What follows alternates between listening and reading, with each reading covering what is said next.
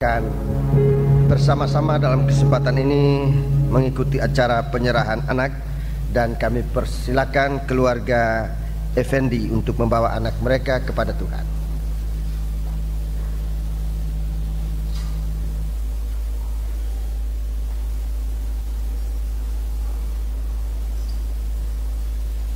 Silakan duduk.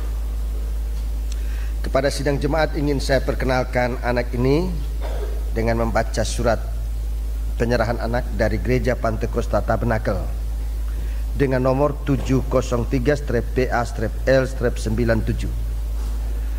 Telah diserahkan dalam nama Allah Bapa, Anak laki-laki dan Roh Kudus, yaitu Tuhan Yesus Kristus, pada hari Minggu tanggal 3 Agustus 1997 di hadapan sidang jemaat di Gereja Lema Putra 1 nomor 18 Surabaya. Seorang anak bernama Ariel Evan Effendi, lahir di Surabaya tanggal 23 Juni 1997.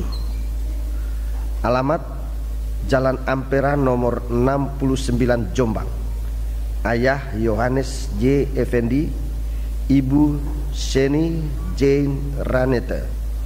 Penyerahan dilayani oleh Pendeta Pong Dongalemba atas nama Gereja Pantekosta Tabernakel, Jalan Jor 47 Surabaya, tertanda dan cap Pendeta Pong Dongalemba. Putra ini merupakan siswa yang ke-63,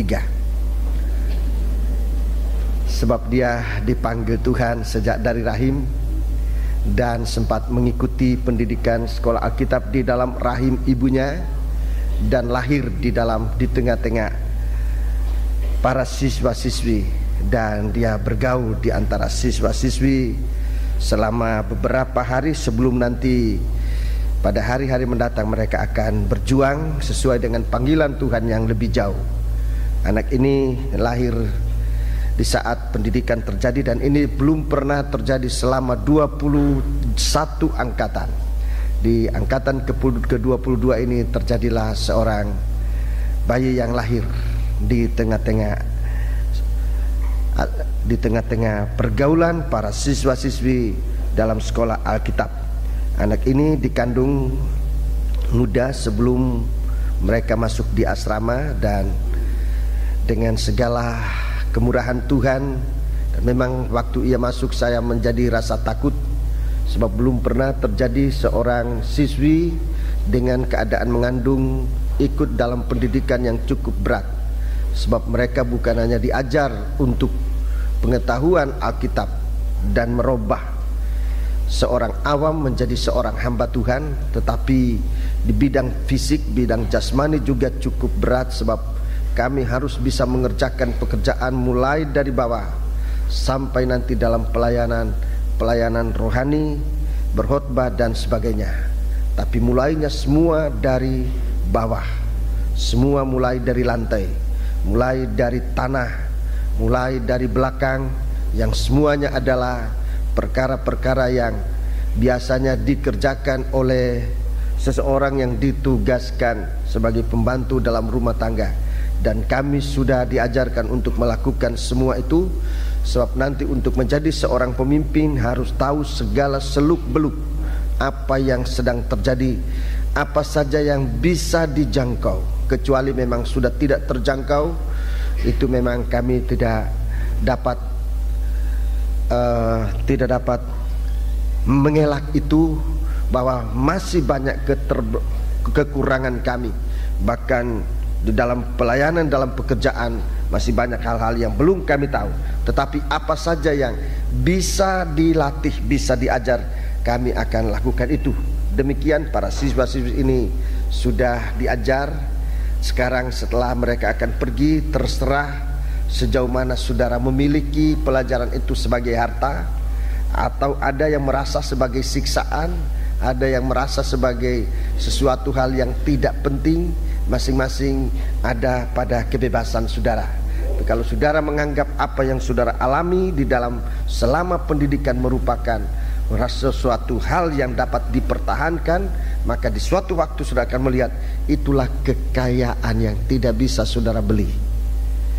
Kekayaan yang sangat mahal, tidak bisa dibeli, tidak bisa diulangi. Saya katakan kepada mereka selalu bahwa sebagai seorang siswa, keadaan ini tidak mungkin berulang lagi. Saudara nanti menjadi pengerja, apalagi saudara sudah menjadi pendeta, tidak ada lagi orang yang berani ngajar saudara kecuali saudara sendiri dengan Tuhan. Sebab itu kesempatan belajar ini terlalu sulit untuk diulangi kembali. Sebab itu terimalah segala sesuatu sebagai saran saya, merupakan harta yang saudara bawa kembali. Kalau saudara tadinya merasa ini saya disiksa, saudara nanti akan mengetahui bahwa itu bukan siksaan.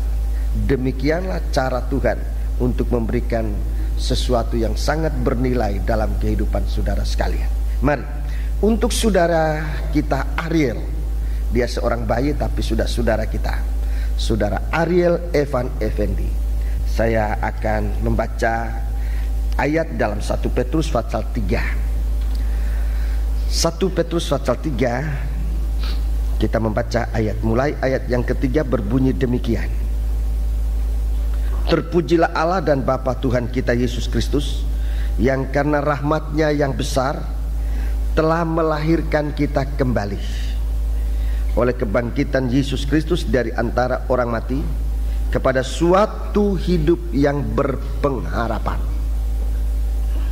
Suatu hidup untuk menerima sesuatu bagian yang tidak dapat binasa, yang tidak dapat cemar, dan yang tidak dapat layu, yang tersimpan di surga bagi kamu, yaitu kamu yang dipelihara dalam kekuatan Allah karena imanmu, sementara kamu menantikan keselamatan yang telah tersedia untuk menyatakan hal itu, sekalipun sekarang ini kamu seketika harus berduka cita oleh berbagai-bagai percobaan. Maksudnya semuanya adalah untuk membuktikan kemurnian imanmu yang jauh lebih tinggi nilainya daripada emas yang fana, yang diuji kemurniannya dengan api, sehingga kamu memperoleh puji-pujian dan kemuliaan dan kehormatan pada hari Yesus Kristus menyatakan dirinya. 8. Sekalipun kamu belum pernah melihat Dia, namun kamu mengasihinya, kamu percaya kepada Dia, sekalipun kamu sekarang tidak melihatnya. Kamu bergembira karena sukacita yang mulia dan yang tidak terkatakan, karena kamu telah mencapai tujuan imanmu, yaitu keselamatan jiwamu. 10. Keselamatan itulah yang diselidiki dan diteliti oleh nabi-nabi yang telah bernubuat tentang kasih karunia yang diuntukkan bagimu. Dan mereka meneliti saat yang mana dan yang bagaimana yang dimaksud oleh Roh Kudus yang ada di dalam mereka, yaitu roh yang sebelumnya memberi kesaksian tentang segala penderitaan yang akan menimpa Kristus dan tentang segala kemuliaan yang menyusul sesudah itu. Kepada mereka telah dinyatakan bahwa mereka bukan melayani diri mereka sendiri, tapi melayani kamu dengan segala sesuatu yang telah diberitakan sekarang kepada kamu dengan perantaraan mereka yang oleh Roh Kudus yang diutus dari surga menyampaikan berita Injil kepada kamu, yaitu hal-hal yang ingin diketahui oleh malaikat-malaikat. Selama 8 bulan kurang lebih sudah berada di asrama, saudara menerima sesuatu yang sangat besar. Dan akhir dari pembacaan tadi kita mendengar apa yang saudara terima itu begitu besar harganya, sehingga malaikat di surga ingin mengetahuinya, ingin mendengar pengajaran yang saudara dengar selama ini. Malaikat di surga, jangankan manusia, malaikat di surga ingin mengetahui. Dalam Injil Lukas pasal 10 ayat 23 dan 24, Injil Markus 13 ayat 16 dan 17, raja-raja, pembesar-pembesar ingin melihat, ingin mendengar apa yang saudara dengar dan saudara lihat, tapi mereka tidak dapat. Kesempatan saudara hidup dalam hari-hari ini oleh firman Allah, istimewa panggilannya untuk menjadi seorang hamba Tuhan bersama bayi Evan yang sekarang ada di pangkuan ibunya, diikut sertakan oleh Tuhan dalam kemurahan ini, dan Tuhan sudah menggariskan garis kehidupan ini. Lahir untuk hidup bagi Tuhan, mengenal kasih-Nya.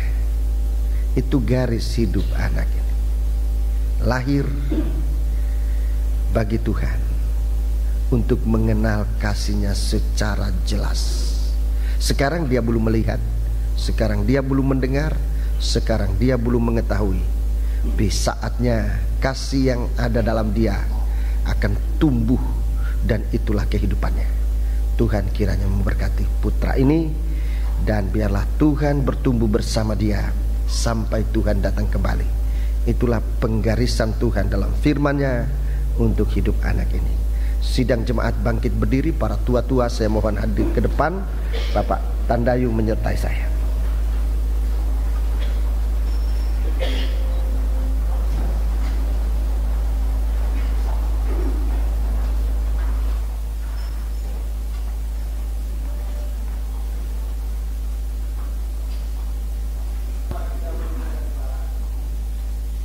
Kasihi Tuhan, salam sejahtera bagi saudara-saudara sekalian, dan duduklah dengan tenang dan dengan penuh kesabaran, sebab memang panjangnya acara ini bukan sengaja dibuat, tetapi memang hari ini kita membutuhkan waktu untuk mengalami segala sesuatu bagi kebesaran nama Tuhan, dan juga untuk mengikat kita satu dengan yang lain dalam kasih-Nya Allah, untuk kita hidup berjuang bersama, baik kita yang ada di Surabaya maupun saudara-saudara kita yang akan nanti diutus oleh Tuhan kemanapun Tuhan kehendaki untuk memberitakan Injil ini.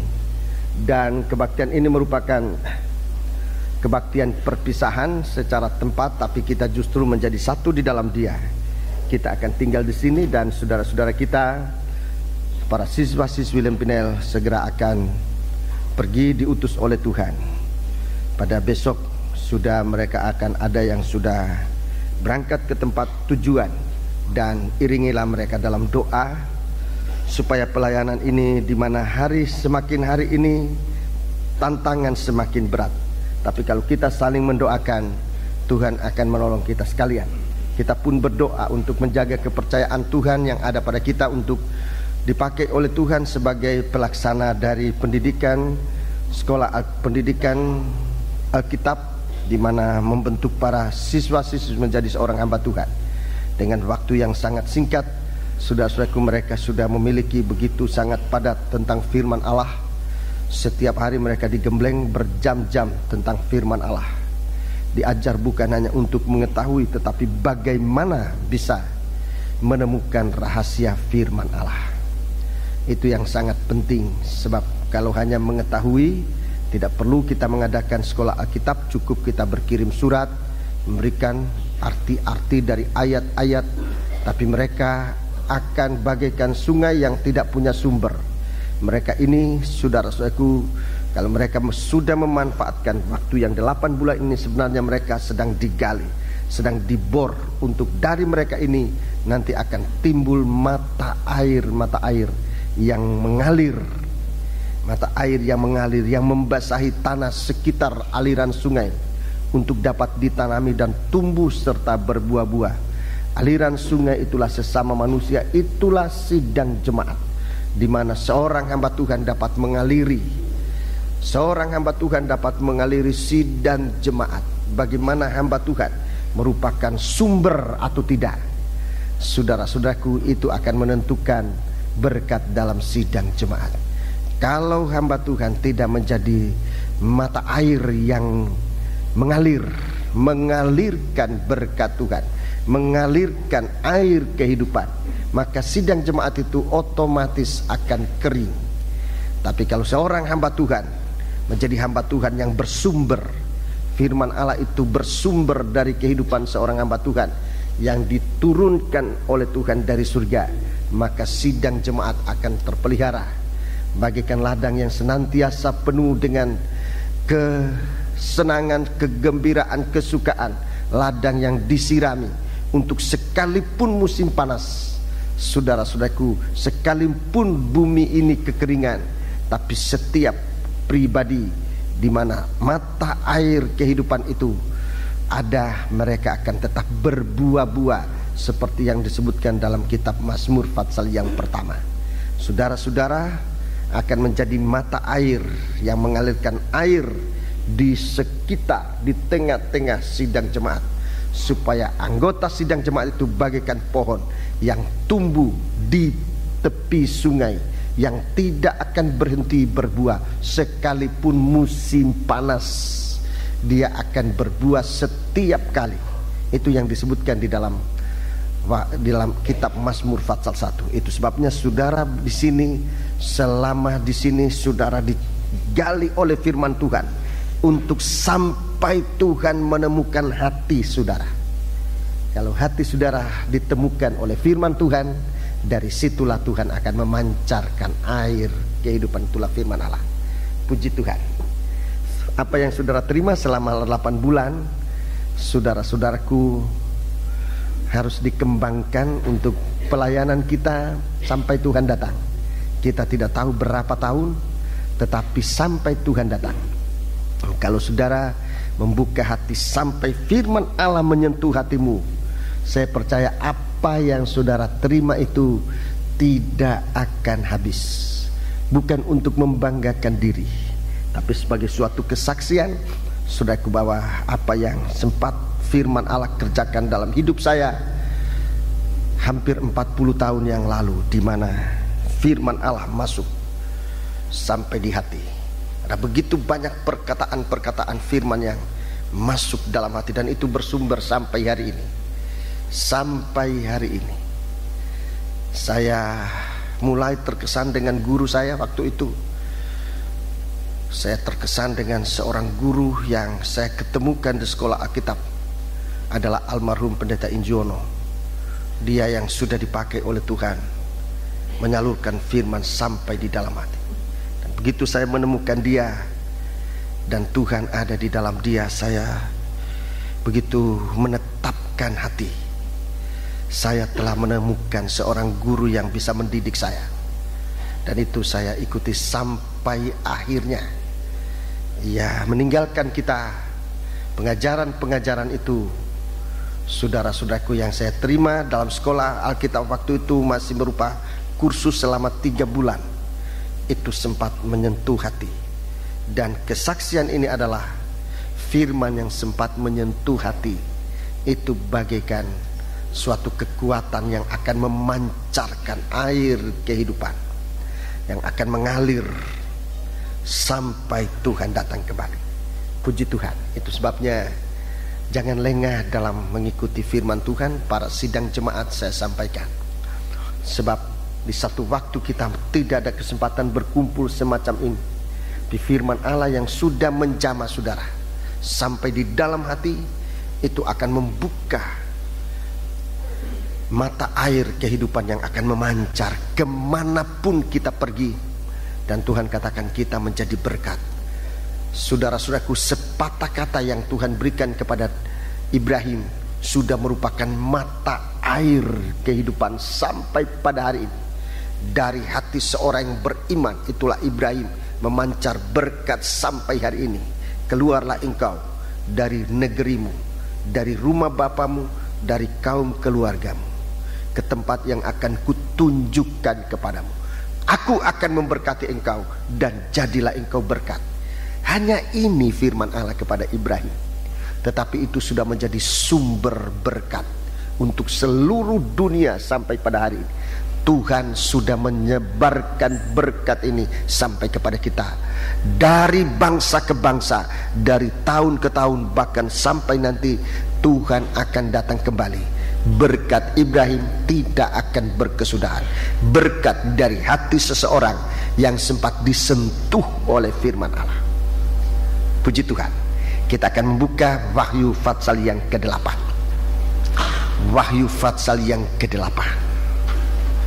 Saya sudah menyampaikan secara garis besar posisi dari pasal 8 dan pasal 9 dalam rangka pembangunan rumah Allah. Saudara-saudaraku, dia berada dalam tanda 2 loh batu. Kepada para siswa-siswi perhatikan, Alkitab ini mulai dari kitab Kejadian sampai kitab Wahyu itu berada dalam rangka pembangunan tubuh Kristus. Semuanya dari fatsal ke fatsal, ayat-ayat itu ada kaitannya dalam bagian pembangunan tubuh Kristus atau pembangunan rumah Allah, saudara-saudaraku. Sehingga jikalau kita mau melayani Tuhan dengan sungguh-sungguh dan tidak menyimpang, maka peganglah pengajaran ini. Dalam kitab berkhotbah kita ada arahan, sehingga kita tidak mungkin menyimpang kepada ajaran-ajaran yang lain, sebab kita diikat oleh kesatuan pengajaran ini. Pengajaran tabernakel sempat diajarkan kepada saudara, tapi itu baru pengetahuannya. Pengertiannya akan saudara alami di saat saudara praktek dengan pengajaran ini. Dan dengan sangat berat hati saya menyatakan bahwa sampai pada hari ini, dari sekian banyak hamba-hamba Tuhan yang mengetahui pengajaran tabernakel, masih sedikit yang mengertinya, sebab tidak menggunakan, mempraktikkan dalam kehidupan. Mari, Fatsal 8 ini terkena atau berada dalam tanda dari dua loh batu. Dua loh batu itu bicara tentang kasih Allah. Dua loh batu merupakan satu ikatan pengajaran Allah. Kalau sudah dua loh batu, dan di sini dua loh batu ini dikaitkan dengan sangkakala. Penampilan Fatsal 8 dan Fatsal 9 ini, dua loh batu dikaitkan dengan sangkakala. Sangkakala itu bicara tentang firman Allah yang diperdengarkan. Saudara-saudaraku, di hari kedatangan Tuhan, atau kitab Wahyu dikatakan hari Tuhan, itu dinyatakan dengan bunyi sangkakala. Aku mendengar suatu suara bagaikan bunyi sangkakala yang keras. Itu dalam permulaan kitab Wahyu. Memang penting sekali, saudaraku, di hari-hari ini kita belajar bunyi sangkakala. Dan sangkakala ini sudah dipakai oleh Tuhan memimpin bangsa Israel dalam perjalanan di padang belantara. Di padang belantara yang saudara-saudaraku bagaikan lautan lepas, yang saudara-saudaraku orang yang tidak punya pengalaman akan kesasar di tengah-tengah padang belantara. Tuhan sudah menggunakan trompet ini atau sangkakala ini untuk menyampaikan komando kepada bangsa Israel, kapan mereka harus berjalan, kapan mereka harus berpesta, kapan mereka harus maju dalam peperangan, kapan mereka harus memuji Tuhan, kapan mereka harus berkumpul. Itu kuasa dari sangkakala. Sangkakala di sini dalam ayat 8, Fatsal 8 dan Fatsal 9 adalah akibat menolak firman Allah. Ada akibatnya menolak firman Allah. Jadi saudara-saudaraku, sekarang orang merasa bebas, mau terima firman boleh, mau tidak terima firman seakan-akan tidak ada risiko, tidak ada akibat apa-apa. Tapi di satu waktu nanti saudara akan melihat bahwa orang yang menolak firman Allah, orang yang acuh tak acuh pada firman Allah, harus bertanggung jawab pada firman Allah itu sendiri. Itu sebabnya Tuhan mempersiapkan kita dengan mengatakan, perhatikan sikapmu saat mendengar firman Allah. Perhatikan sikapmu dalam mendengar firman Allah. Lebih baik dibaca ayat itu, tidak ada ruginya dibaca berulang-ulang. Lukas Fatsal 8 ayat 18 ya. Ya. Lukas Fatsal 8 ayat 18, supaya apa yang saya sampaikan ini tidak mengada-ada. Karena itu perhatikanlah cara kamu mendengar. Cara kamu mendengar. Bagaimana cara kamu mendengar? Perhatikan cara kamu mendengar. Karena siapa yang mempunyai, kepadanya akan diberi, Tetapi siapa yang tidak mempunyai, daripadanya akan diambil juga apa yang ia anggap ada padanya. Ya, jadi pada satu waktu kita akan melihat, saudaraku, sesuatu yang sangat kontras terjadi. Yang punya akan bertambah-tambah memiliki, sedang yang miskin akan bertambah tidak memiliki apa-apa. Apa saja yang ia anggap ada padanya akan tidak ada lagi, akan diambil. Jadi sesuatu hal yang kontras yang akan terjadi. Dalam pasal 8 dan pasal 9, sesuatu hal yang sangat kontras terjadi adalah orang yang memperbaiki atau orang yang memperbaiki cara, memperhatikan cara mendengarkan firman Allah akan sampai pada ketenangan yang sungguh-sungguh, sebab ia menemukan Tuhan. Dia akan sampai pada ketenangan yang tenang sekali. Surga itu sudah bicara tentang satu kesejahteraan, satu ketenangan. Tapi kalau dikatakan di surga itu tenang, saudara-saudaraku, maka itu merupakan suatu hal yang luar biasa. Orang yang melakukan firman akan memiliki kasih dari Allah itu. Itu yang membuat kita tenang, memiliki kasih Allah itu. Sebab kasih itu dia bergerak, dia aktif dalam segala sesuatu. Kasih itu dia menciptakan, dari tidak ada bisa menjadi ada. Kasih itu dia menyatakan suatu sikap korban,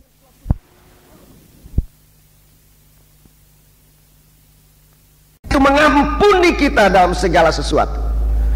Sehingga tidak ada harus apa-apa lagi yang harus kita pikirkan, tidak ada apa-apa yang harus kita bimbangkan. Sebab kita bekerja hidup di dalam kasih Allah. Sementara di pihak lain terjadi suatu kebencian yang hebat. Gambaran dari yang disebutkan di sini, bunyi guruh, halilintar, gempa bumi, itu adalah aktivitas dari kebencian yang akan terjadi di dunia. Di dunia ini tidak ada kasih sama sekali, tidak ada. Bahkan yang hampir serupa dengan itu, seumpama belas kasihan, seumpama rasa ibah, rasa simpati, itu tidak akan ada lagi. Masing-masing orang akan hidup untuk dirinya sendiri. Dan itulah yang nanti akan membuat suatu guncangan hebat terjadi di bumi ini. Perhatikan cara kamu mendengar firman Allah. Sebab cara kita mendengar firman Allah salah, dan merupakan satu cara yang apalagi sampai menjurus untuk mengeritik firman Allah. Yang seringkali yang dikritik ini, yang menyatakan dosa itu dikritik, yang menegur itu dikritik, yang menasihati itu banyak dikritik. Sekarang seperti belum ada apa-apanya, tapi di hari itu akan kelihatan bedanya. Segala sesuatu nanti akan begitu kontras. Yang suci akan bertambah suci sampai sempurna, yang najis akan bertambah najis sampai sempurna. Dalam kitab Maleaki, pasal yang keempat, dalam kitab Maleaki pasal yang keempat dalam kitab Maleaki pasal yang keempat, saya akan tunjukkan ini sebelum kita akan masuk nanti pada pasal 8 ini. Maleaki pasal yang keempat,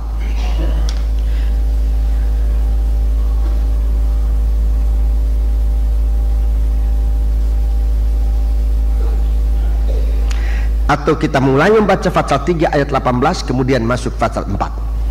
Maka kamu akan melihat kembali perbedaan antara orang benar dan orang fasik. Ya, kamu nanti akan melihat perbedaan besar antara orang benar dan orang fasik.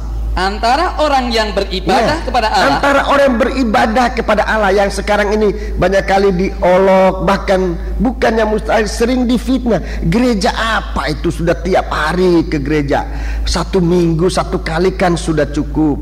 Apalagi kalau setiap hari itu sudah gereja apa itu. Ibadah diolok, ibadah diolok. Kamu nanti akan melihat perbedaan antara orang beribadah kepada Allah dan orang yang tidak beribadah kepadanya. Orang yang tidak berada. Ini belum cara yang Tuhan teropong, yang Tuhan soroti. Baru beribadah atau tidak beribadah. Belum cara kita beribadah. Sudah datang beribadah, masih dibedakan cara mendengarkan firman. Dan Tuhan membimbing kita, perhatikan cara mendengar firman Tuhan. Sebab nanti ada perbedaan.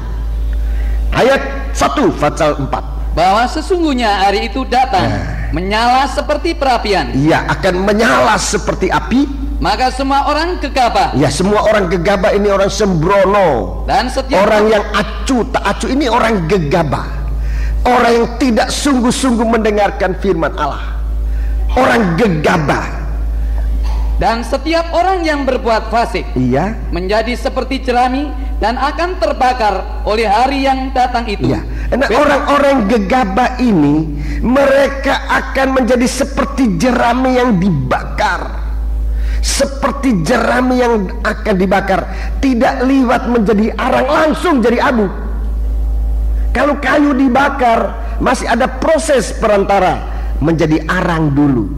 Kalau arang dibakar baru jadi abu.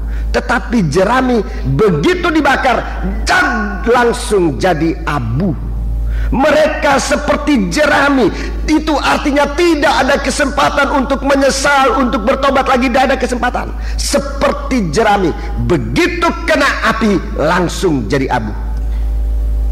Ini Alkitab yang katakan. Terus firman Tuhan semesta alam, sampai tidak ditinggalkannya akar dan cabang mereka. Tidak ada bekas, jadi abu. 2. Tetapi kamu yang takut akan namaku. Tapi kamu yang takut akan namaku, bagimu akan terbit surya kebenaran dengan kesembuhan pada sayapnya. Dengan kesembuhan pada sayapnya. Terus kamu akan keluar dan berjingkrak-jingkrak seperti anak lembu lepas kandang. Seperti anak lembu berjingkrak-jingkrak. Seperti anak lembu, seperti anak kerbau. Saya kalau baca ini tahu persis, saudaraku, bagaimana anak kerbau itu berjingkrak-jingkrak kalau dibawa ke rumput yang hijau. Saudara nggak tahu, saya tahu betul itu. Sebab saya punya pengalaman waktu kecil. Saya tahu betul bagaimana lucunya seekor lembu muda. Saudara-saudara nanti perhatikan, sebagai murid yang baru masuk di jemaat, saudara diterima di sana seperti lembu muda. Kelihatan lucu, oh ini lucu. Waktu mula-mula datang dilihat lucu-lucu. Tapi kalau saudara tidak sungguh-sungguh melayani, berjingkrak-jingkrak dalam menerima firman Allah, dalam menyampaikan firman Allah, bukan nanti di podium saudara loncat-loncat. Om bilang begitu, jadi khotbah harus loncat-loncat. Bukan. Kesukaan melayani Tuhan. Kalau tidak ada kesukaan melayani Tuhan, perhatikan saudaraku, itu lembu waktu masih muda disayang-sayang, dielus-elus, mulai lama-lama, mulai menjadi besar, diapakan saudaraku? Apakan? Ditusuk hidungnya. Mau ditusuk hidungnya? Nggak mau. Nggak mau ya, nggak pernah ada lembu yang tidak ditusuk hidungnya dipakai, nggak ada. Hanya lembu emas yang tidak ditusuk hidungnya. Kalau lembu betul ditusuk hidungnya. Untuk apa ditusuk hidungnya? Dengarkan. Menjadi lebih lama menjadi hamba Tuhan, lebih taat dengar-dengaran. Bukan lebih sombong. Bukan. Memang waktu kecil tidak ada lembu muda itu ditusuk hidungnya. Mulai besar baru ditusuk hidungnya. Diajar untuk taat, untuk dengar-dengaran. Tapi kalau sudah ditusuk hidungnya, berarti saudara sah menjadi milik Tuhanmu. Sah menjadi milik Tuhanmu. Apalagi kalau telinga saudara sudah pelajari telinga ditindik? Sudah pelajari? Lupa? Sudah pelajari belum? Sudah. Kalau telinga itu sudah ditindik, hidung sudah ditusuk, itu tanda pemilikan. Itu dibela oleh tuannya. dan tidak boleh diperjualbelikan. Saudara-saudara, itulah hamba Tuhan. Makin lama, makin tua, sudah tidak bisa membajak. Diapakan? Diapakan? Kalau sudah tidak bisa membajak, diapakan? Saudara nggak tahu, saya tahu.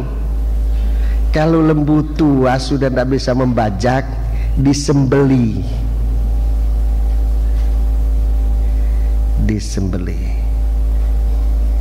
Tetapi saudara-saudaraku, penyembelian itu supaya dagingnya dibagi-bagikan.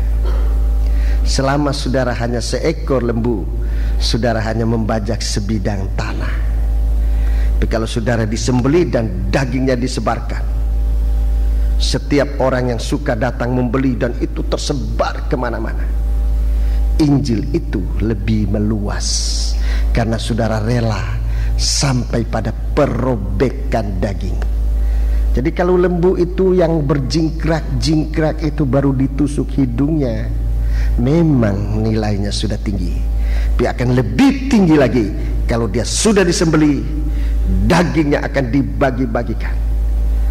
Saudara-saudaraku, dan di saat itu pelayanannya lebih luas, tidak lagi terbatas oleh satu organisasi, umpamanya oleh tempat, tapi sudah lebih meluas kemana saja di seluruh dunia ini. Siapa yang bisa itu? Adalah orang yang sudah menyembeli daging ini, yang sudah merobek daging. Lebih tinggi daripada hanya dengar-dengaran, saudaraku, adalah masuk dalam perobekan daging. Dan itulah garis hidupnya seorang hamba Tuhan. Itulah garis hidupnya seorang mengikut Tuhan. Haleluya. Kamu akan keluar dan berjingkrak-jingkrak seperti anak lembu yang lepas dari kandang. Tadinya hanya di dalam satu kandang, nanti kita akan berada jauh lebih dari itu. Ayat selanjutnya 3. Kamu akan menginjak-injak orang fasik, sebab mereka akan jadi abu di bawah kakimu pada hari yang kusiapkan. Di bawah telapak kakimu. Ini telapak kakimu. Terus pada hari yang kusiapkan itu, firman Tuhan semesta alam. Terus ingatlah kepada Taurat yang telah kuperintahkan kepada Musa hambaku di Gunung Horeb untuk disampaikan kepada seluruh Israel, yakni ketetapan-ketetapan dan hukum-hukum. Ya. Terus sesungguhnya aku akan mengutus Nabi Elia kepadamu menjelang datangnya hari Tuhan yang besar dan dahsyat itu.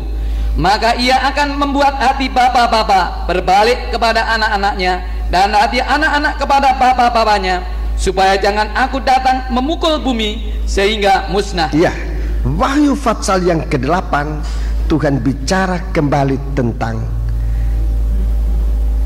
terjadi perbedaan besar, kontradiksi yang sangat besar yang akan terjadi di antara anak-anak Tuhan, di antara utusan-utusan Tuhan dengan orang-orang fasik dan orang-orang jahat. Kalau kita sudah jelas menjadi milik Tuhan, sebenarnya tidak ada lagi yang harus kita takutkan. Saudara pergi, jangan takut karena makanan. Apa ada makanan itu tidak ada makanan. Takutlah adalah apa engkau di tangan Tuhan atau tidak. Itu yang harus ditakuti. Kalau saudara ada di dalam tangan Tuhan, tidak usah takut soal makanan. Tidak usah takut. Tidak usah takut soal apa saja. Kita dalam tangan Tuhan. Tangan yang menciptakan langit dan bumi ini. Di dalam tangan Tuhan, bumi ini, saudaraku, begitu kecil. Begitu kecil. Tapi kalau kita ada dalam tangan Tuhan, apa saja yang Tuhan mau untuk kita, Tuhan dapat melakukannya di dalam kita. Soal apa saja, saudaraku, yang utama yang harus kita takuti adalah kalau kita tidak dalam tangan Tuhan. Jangan memaksakan diri pergi dan melakukan segala sesuatu di luar rencana Allah. Itu yang harus kita takuti. Kalau soal kelengkapan, soal makan, soal biaya, soal apa saja, bumi dengan segala isinya Tuhan punya. Waktu Tuhan membangun bait Allah, Tuhan bicara kepada hambanya yang dia perintahkan untuk membangun rumah Allah. Ingat, emas dan perak aku yang memiliki. Aku yang memiliki. Dan Tuhan akan mengerjakan segala sesuatu hingga sesuai dengan kehendaknya. Sebabnya kita lihat dalam Wahyu pasal 8 ayat 1 kita akan baca. Ayat 1 saya akan tekan kembali. Dan kebaktian ini kebaktian perpisahan bagi kita yang tinggal, bagi mereka yang akan pergi. Kita akan dibekali oleh Tuhan dengan ini. Mari. Dan ketika anak domba itu membuka meterai yang ketujuh, Iya. maka sunyi senyaplah di surga, kira-kira setengah jam lamanya. Ya, sunyi senyap di surga. Ini suatu perhentian. Ini suatu perhentian. Dalam pengejaran tabernakel, saudara sudah mendengar bagaimana membangun tabernakel. Dimulai justru dengan perhentian, mengingat hari Sabat.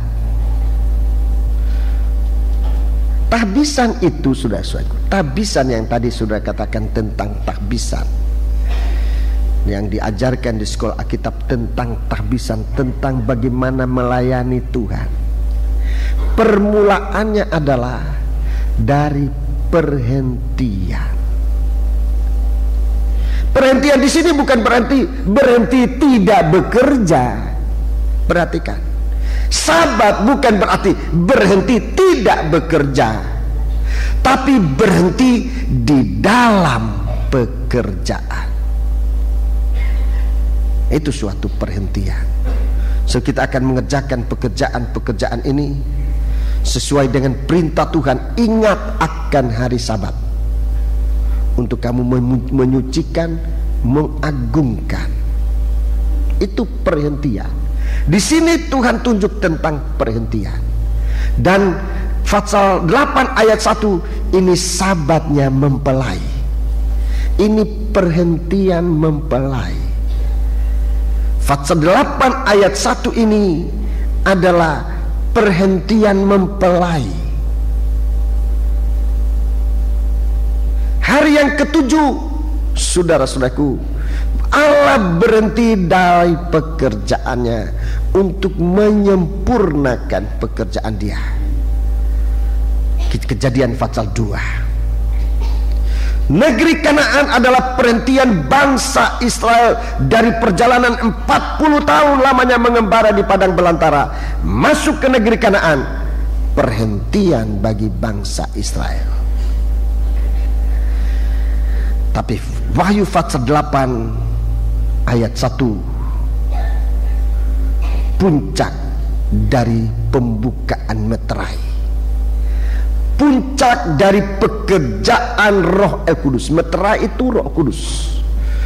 Puncak pekerjaan dari Roh Kudus di dalam kita adalah perhentian mempelai. Perhentian mempelai artinya segala sesuatu sudah diselesaikan. Itu terjadi perhentian.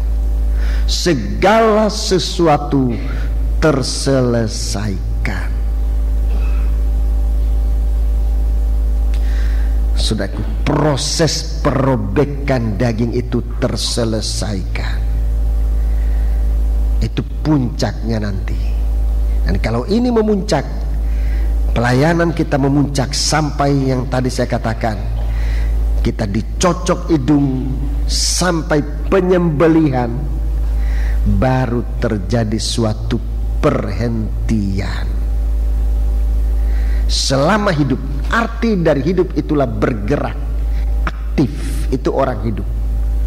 Itu orang hidup. Namanya orang hidup, satu gerakan akan ada, besar atau kecil itu bervariasi. Tapi hidup itu artinya ada kegiatan. Manusia baru berhenti kalau ia sudah mati. kerohanian kita menjadi berhenti, ada ketenangan kalau daging ini sudah disembelih, sudah dirobekkan.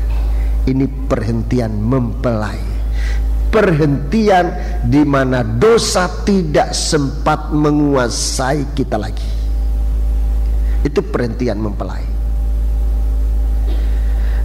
Perhentian di mana, saudara-saudaraku, segala kejahatan sudah dilepaskan oleh Tuhan dari kita, dan kita akan masuk sekarang dalam satu perhentian yang lebih besar.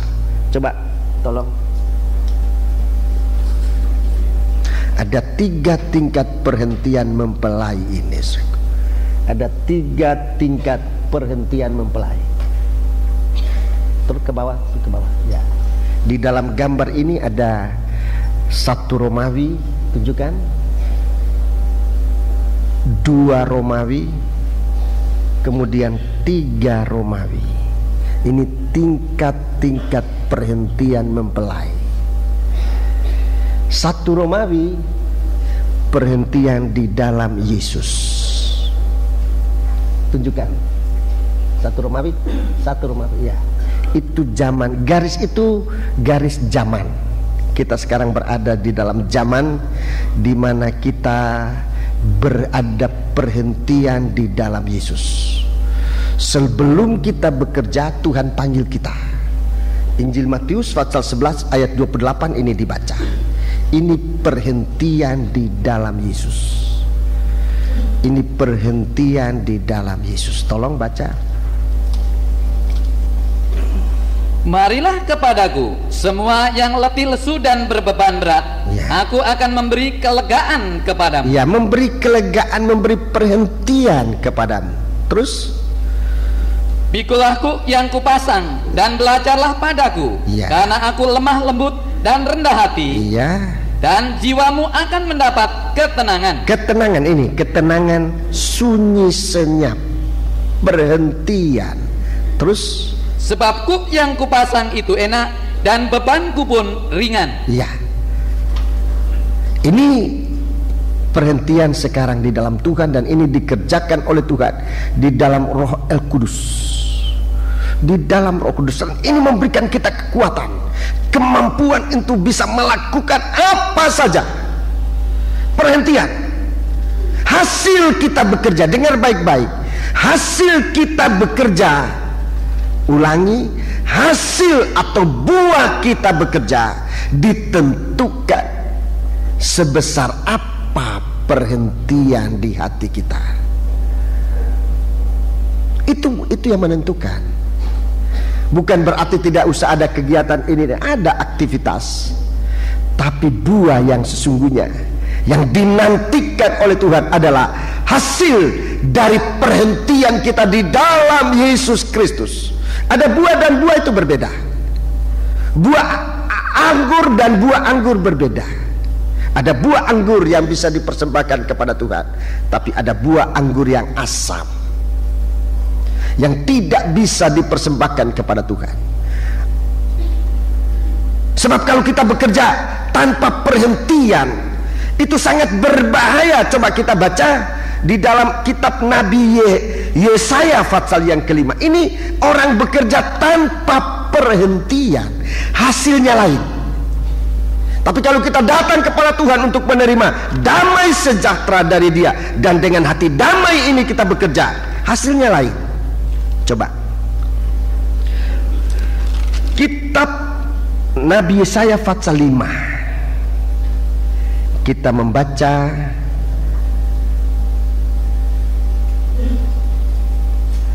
ayat yang kedua.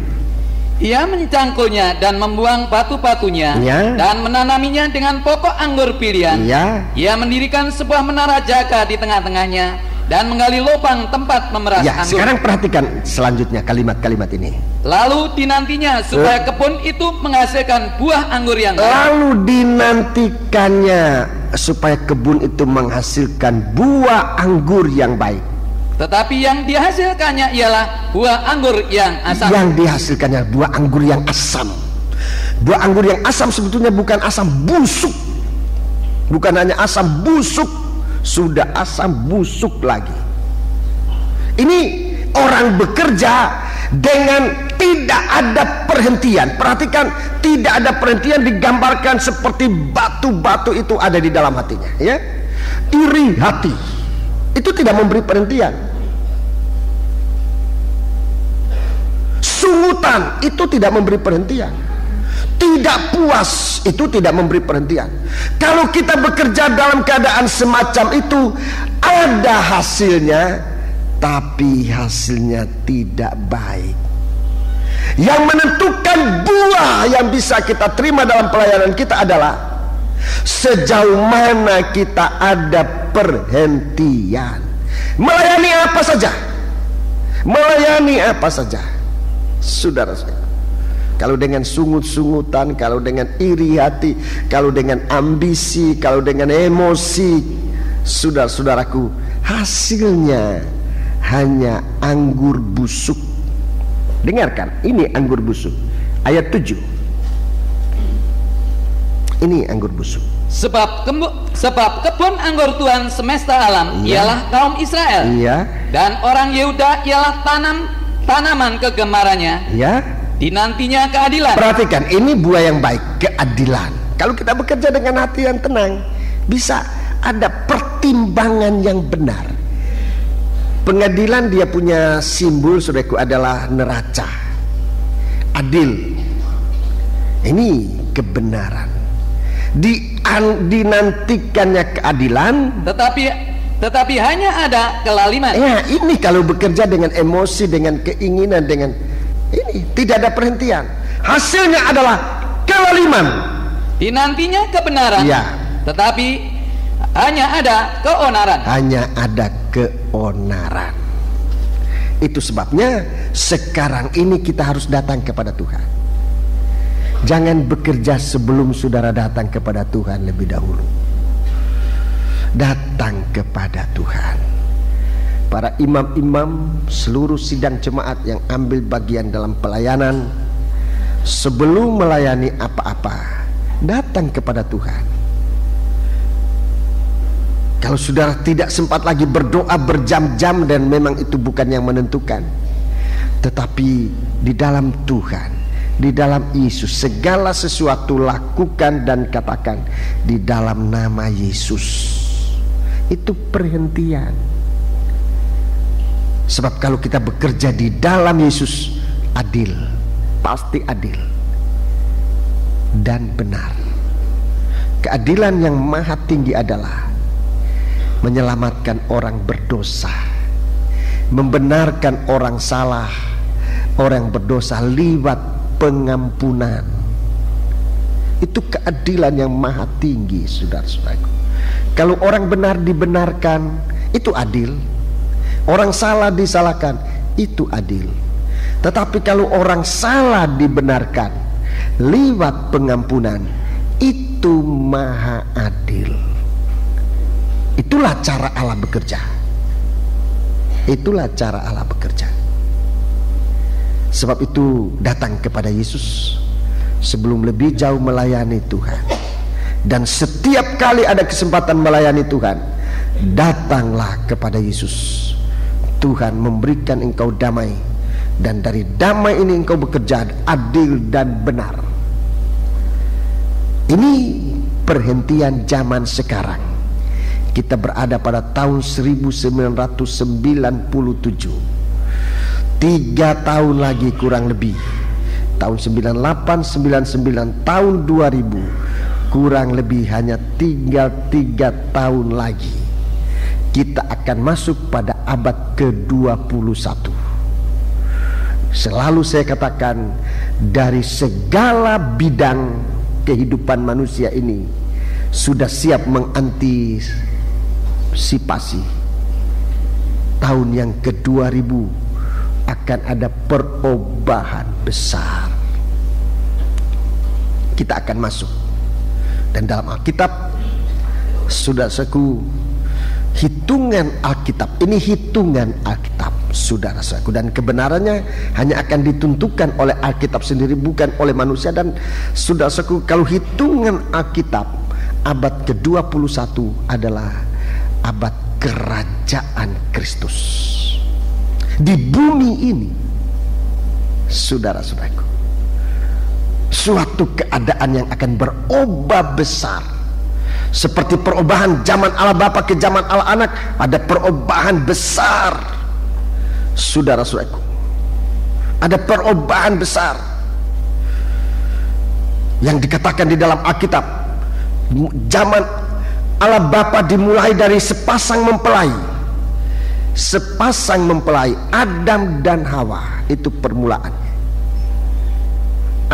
Zaman Allah Anak dimulai dengan sepasang mempelai, Ibrahim dan Sarah istrinya. Saudara-saudaraku, nah sekarang kita berada pada zaman Allah Roh El Kudus. Zaman Roh El Kudus. Dan di sini, di zaman ini, di akhir zaman ini, Tuhan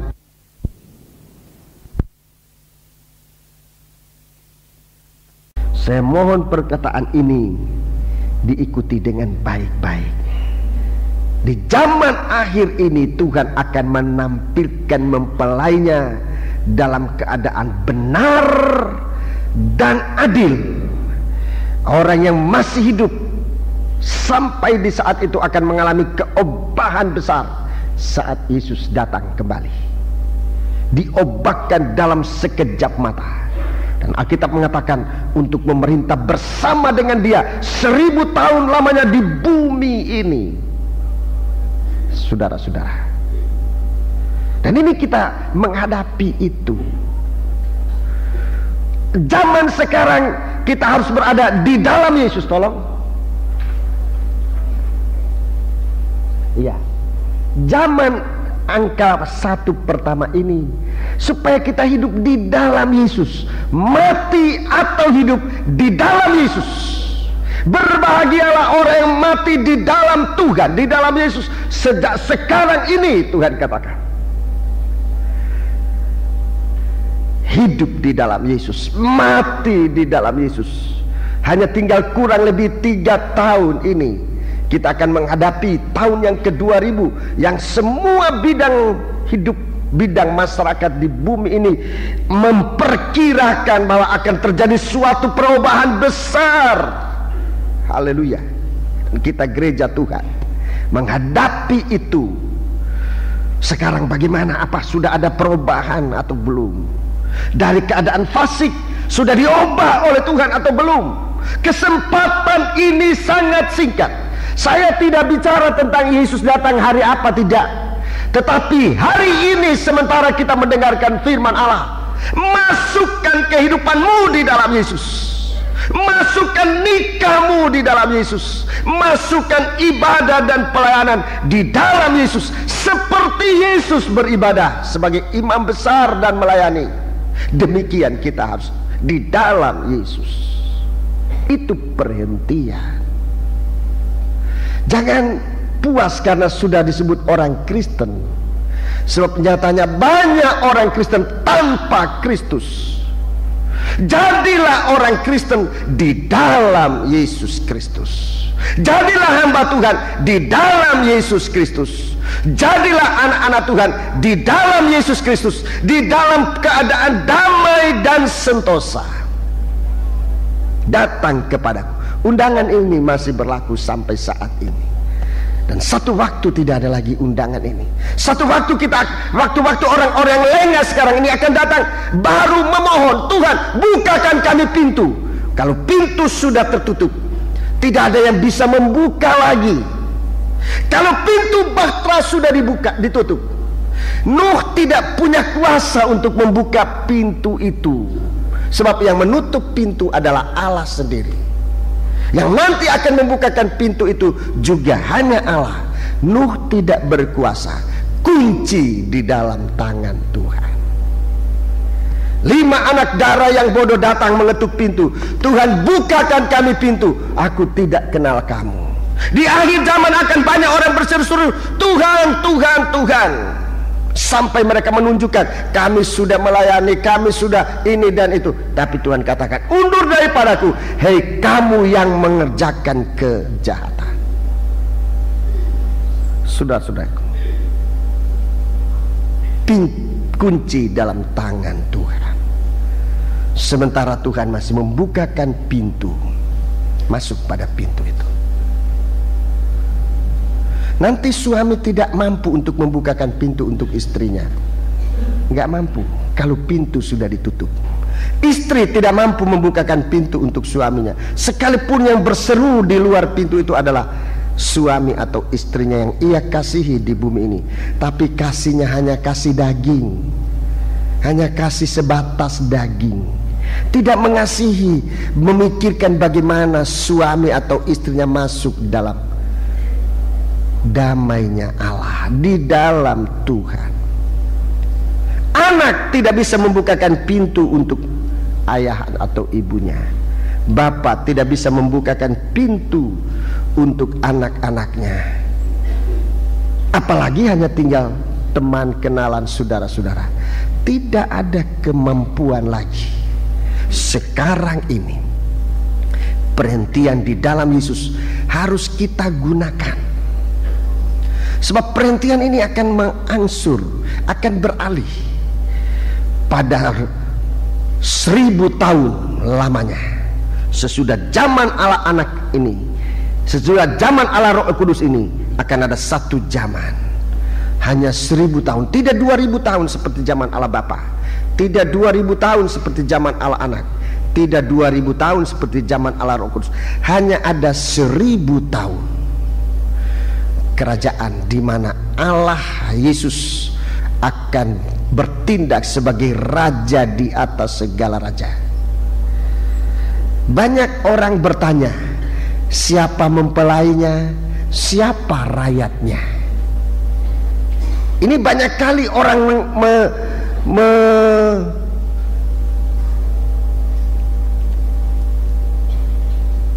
mengatakan yang menurut pikiran sendiri, menerka-nerka. Banyak orang menerka-nerka. Oh, yang jadi mempelainya gereja Lemah Putro. Saya nggak baca di Alkitab begitu. Nanti yang jadi pelayan-pelayannya gereja-gereja yang lain. Saya nggak baca di Alkitab begitu. Nggak ada.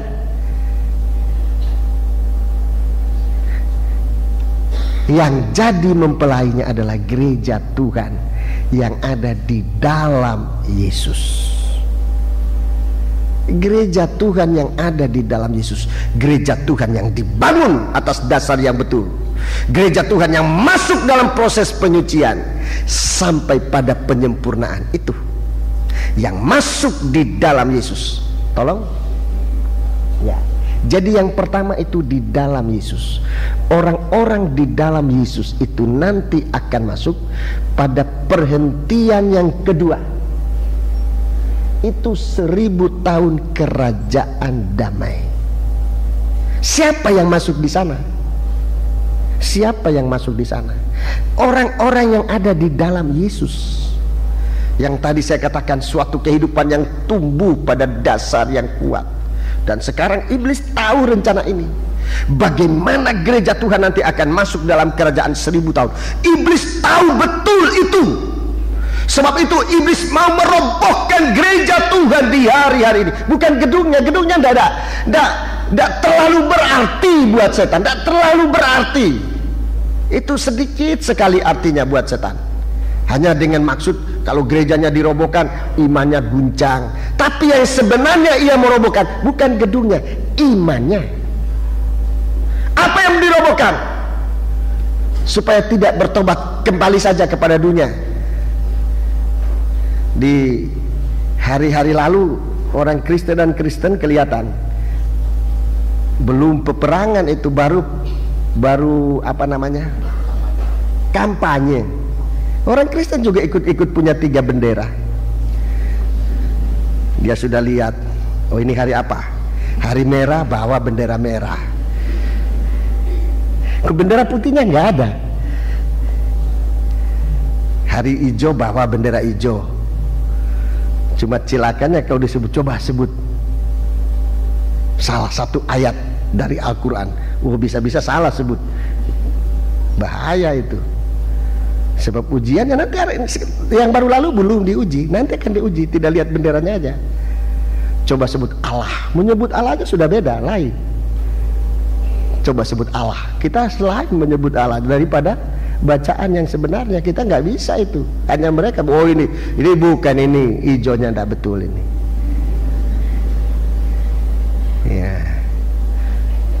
harinya kuning. Satu waktu harinya hijau, kita di sini tampil dengan seragam kuning. Wah, ini saya dalam hati duk juga ini. Kalau pulang kayak apa ini? Ayo cepat-cepat pulang aja, jangan ketemu rombongan. Tapi Tuhan sudah pelihara. Tuhan pelihara kita. Tuhan pelihara kita. Iman ini jangan guncang. Itu dasar. Kehidupan di dalam Yesus itu jangan diguncangkan. Hubungan kita dengan Roh Tuhan jangan diguncangkan. Jadi jangan bendera hijau, merah, kuning itu namanya waktu itu bendera keselamatan. Bendera keselamatan di pinggir jalan itu dijual-jual. Pak, bendera keselamatan. Imanmu jangan diguncangkan.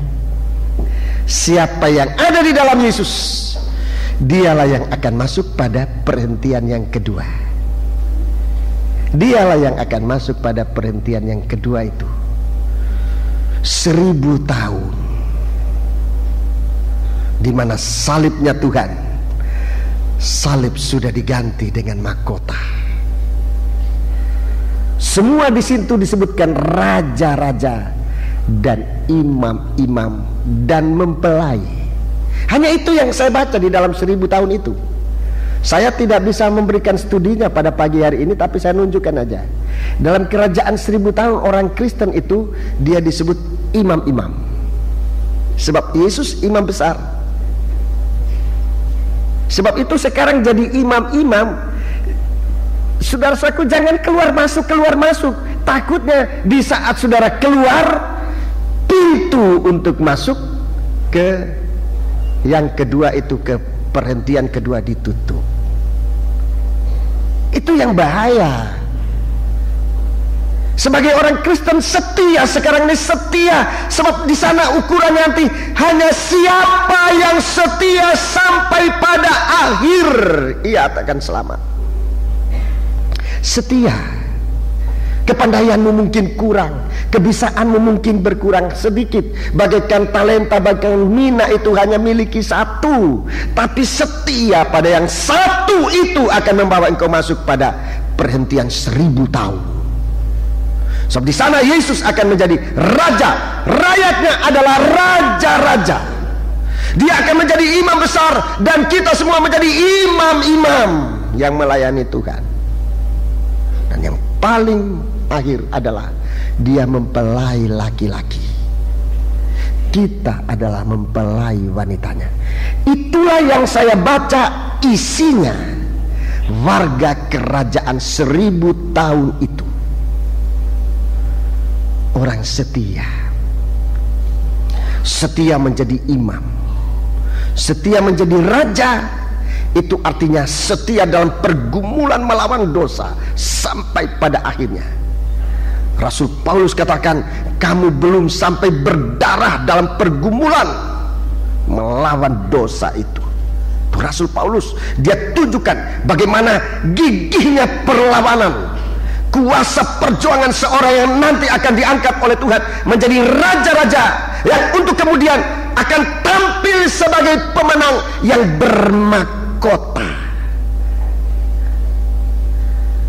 Waktu lalu saya tanya kepada siswa, sekarang saya tanya lagi, mau mahkota kecil atau mahkota besar? Ayo, tempo hari jawabnya apa? Mau mahkota apa? Kecil atau besar? Kalau rendah hati ya mahkota kecil. Kalau mau besar hati mahkota besar. Mau mahkota mana? Besar atau kecil? Besar? Gak cocok nanti. Kebesaran nanti malah sampai di leher, diikat lehernya.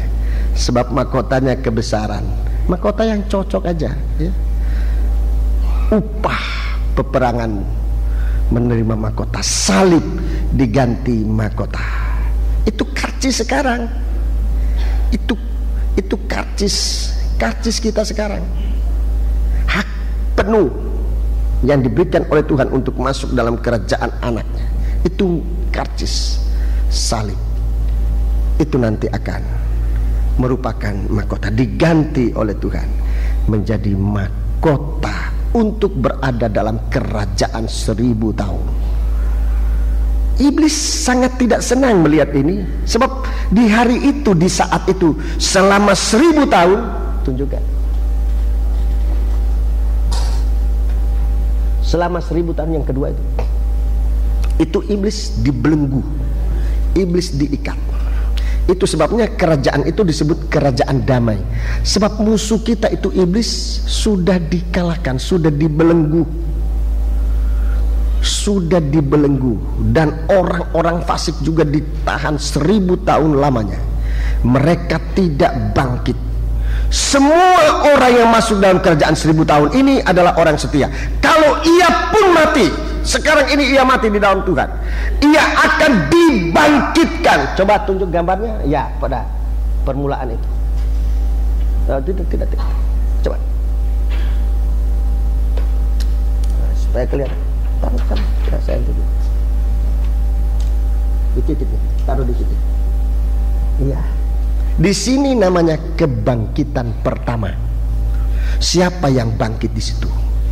Orang-orang mati di dalam Tuhan sejak sekarang, sampai pun dengan orang yang masuk dalam aniaya antikris dan dipancung kepalanya, maut tidak berkuasa atas dia, dia dibangkitkan pada titik itu, pada hari kedatangan di mana Yesus akan masuk bersama umatnya, yaitu mempelainya, ialah raja-raja dan imam-imam. Dia akan menjadikan kita raja-raja dan imam-imam bagi kerajaannya.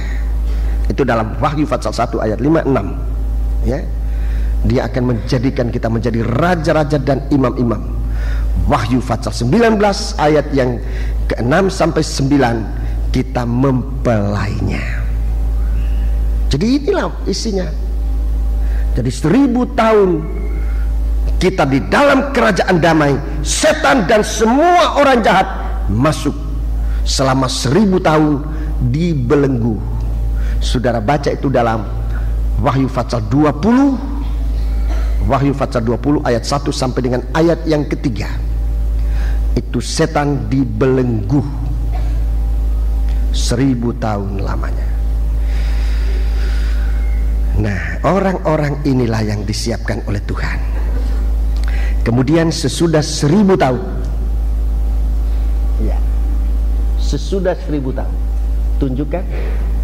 Oh iya, angka 3 itu namanya Yerusalem. Itu zaman Yerusalem baru. Itu tidak ada batas waktunya. Di sana tidak ada matahari, bulan dan bintang lagi sebagai pengukur waktu, sehingga tidak bisa disebut lagi satu hari, sebab tidak ada hari lagi. Tidak ada bulan, sebab tidak ada bulan lagi. Tidak ada tahun, sebab tidak ada tahun lagi.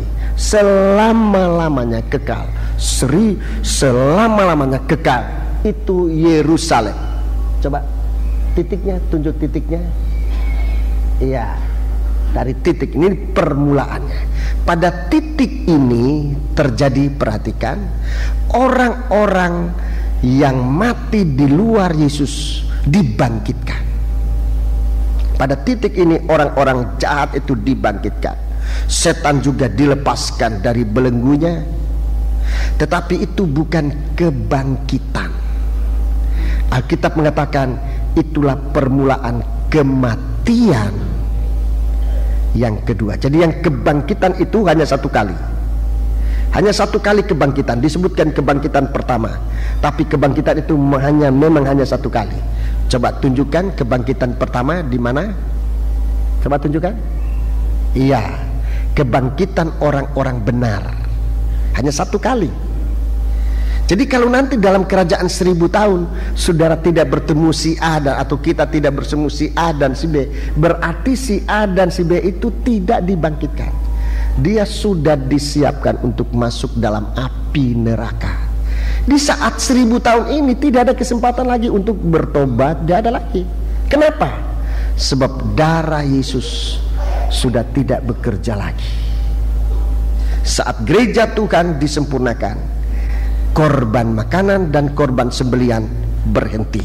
Tidak ada lagi korban. Kita diubah oleh Tuhan menjadi suatu kehidupan yang seperti kehidupannya Yesus, rohani. Tubuh kita sudah menjadi tubuh yang rohani, bukan tubuh daging lagi. Itu dalam kerajaan 1000 tahun, sekalipun kita masih ada di dalam bumi ini. Cuma buminya, jangan tanya bumi mana. Oh, mungkin di Swiss, mungkin di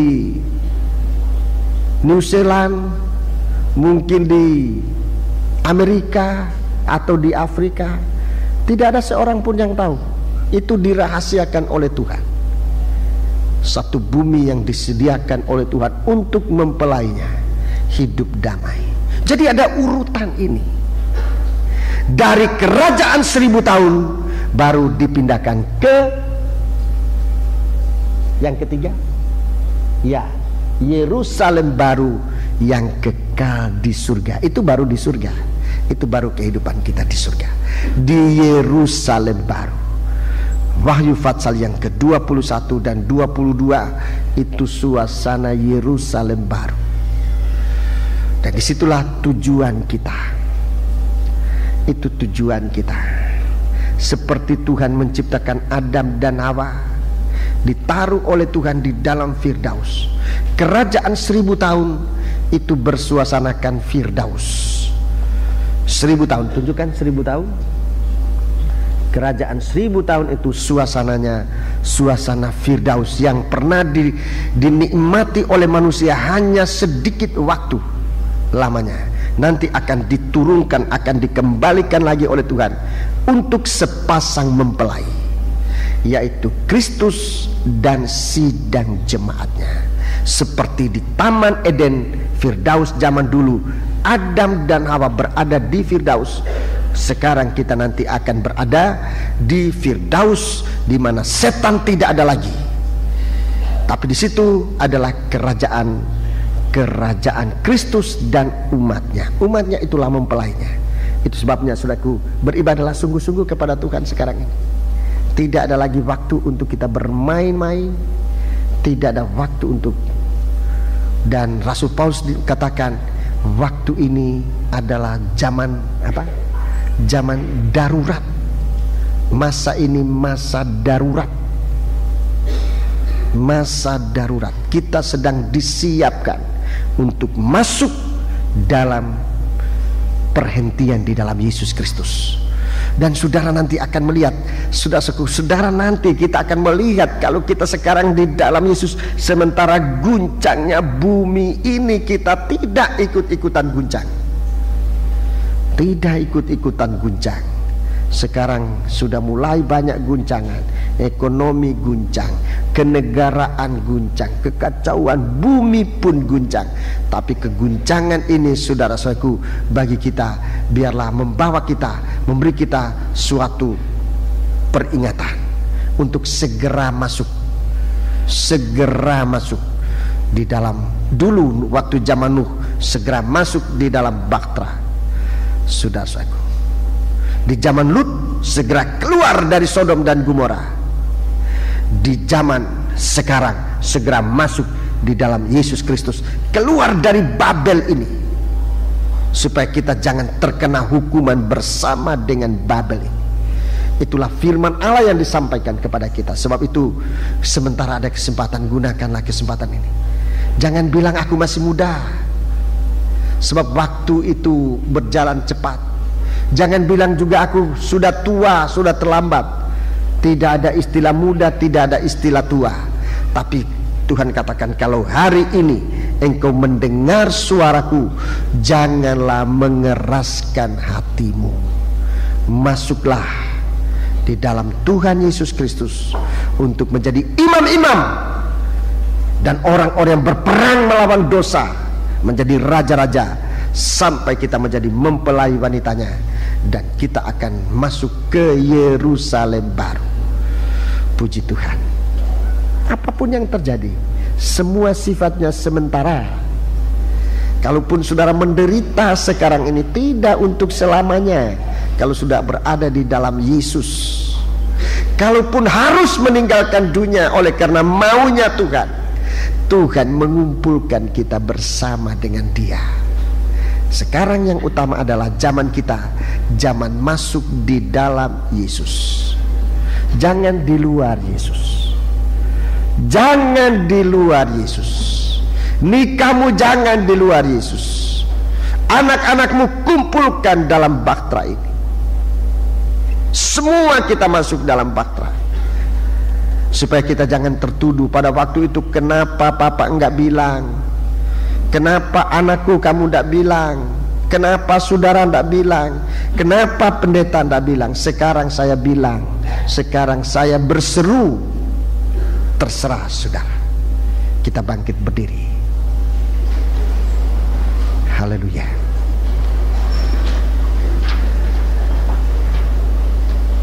Kalau Tuhan masih menyampaikan suaranya bagi kita pada hari ini,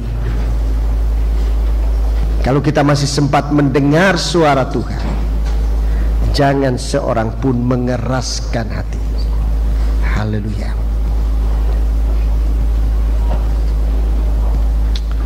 Haleluya.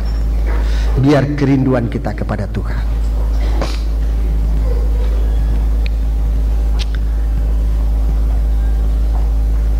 Yerusalem baru. Siapkan hati untuk menyembah Allah.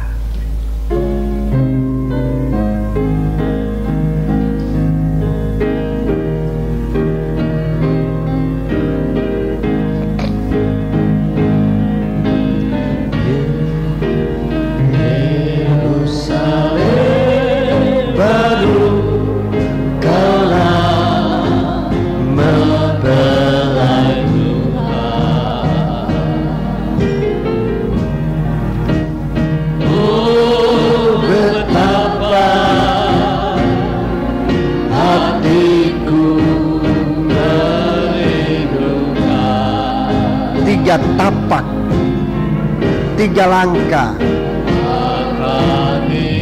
untuk masuk ke Yerusalem ini.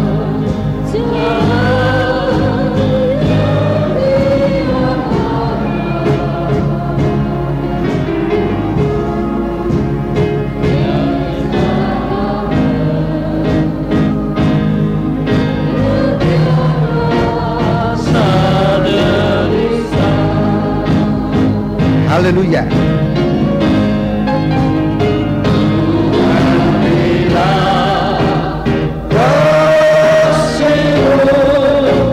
Yang utama,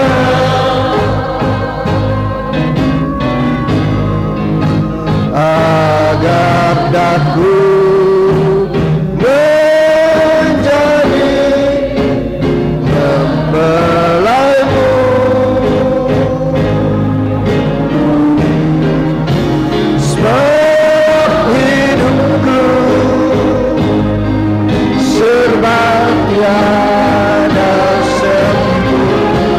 Haleluya. Aku merindu menjadi milikmu. Kur.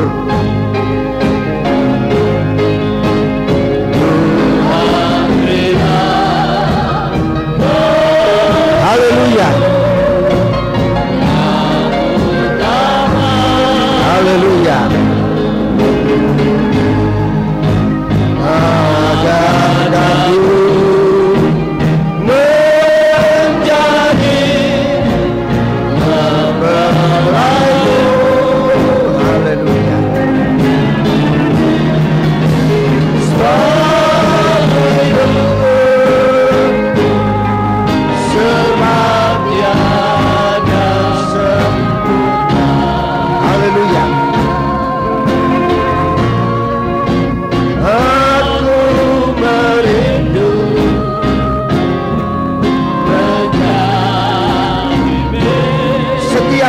pribadi yang merindu menjadi milik Tuhan, angkat tanganmu dua ke atas.